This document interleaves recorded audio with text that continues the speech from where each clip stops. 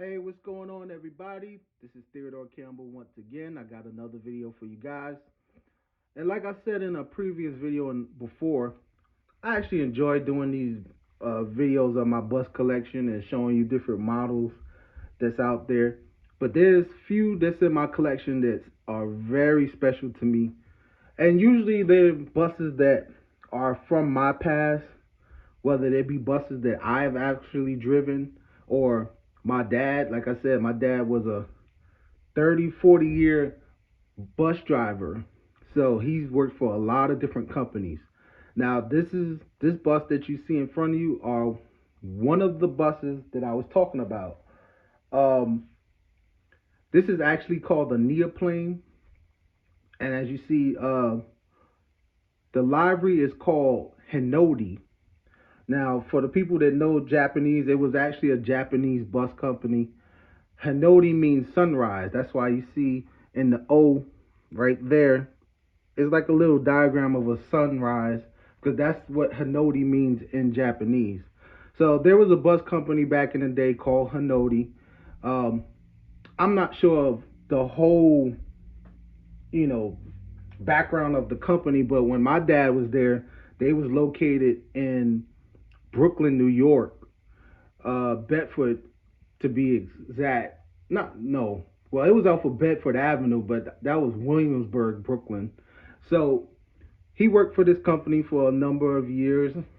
I'll give you a quick spin around of the actual bus and tell you about the company a little bit. Again, this is a Neoplan. This bus is 187 scale or HO scale.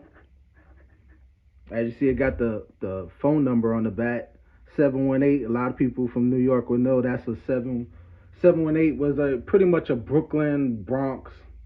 I think Queens had 718 too. I'm not sure, but that's the area code for that area. But again, this is a Neoplan. As you bus enthusiasts know, they do not sell Neoplanes in the USA anymore. They're still in business overseas, but they don't sell them here in America anymore. So just to give a brief background, um, let me see on the back. I'm not even really sure who makes this bus. Let's see. Neoplane Cityliner. As you see, Rietze. I hope I'm pronouncing that right. Rietze, made in Germany. That you see at the bottom of the bus. This bus is really easy to take apart if you're trying to buy one of these Neoplanes. There's a whole bunch of them on eBay. Of course, the transparent windows with the interior inside. This one has a door on the side, even though uh, most of the American ones didn't have the door on the side. So this bus is pretty much modeled after one of the Neoplanes that was overseas. But you know, for you collectors, sometimes you have to use an overseas bus that's closest to the bus or model that you're building to get it where you want because they don't make them exactly how they should be. But I did not paint this bus. It was painted this way. I bought it this way. Uh, as in a lot of my models, I don't always paint all the buses that I show you on here. So this one was already painted this way. I thought it was super cool. I was super hyped when I saw a Hinode bus. Because again, this goes back to my childhood. My dad actually worked for this company. And they actually got bought out by a company called Takahashi.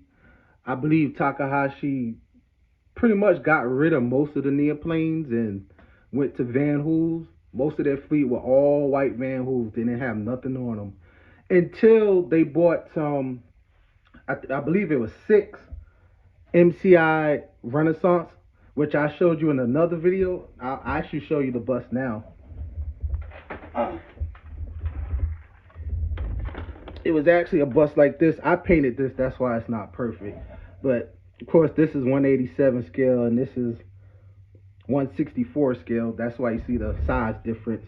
But again, Takahashi bought out Hinode. They replaced the Neoplanes with Van Hools and got a bunch of all white Van Hools. And then they got these, I believe it was 6 of them, MCI Renaissances in this teal green color. And then when Takahashi went out of business, that's when Premier Coach in the Bronx bought them.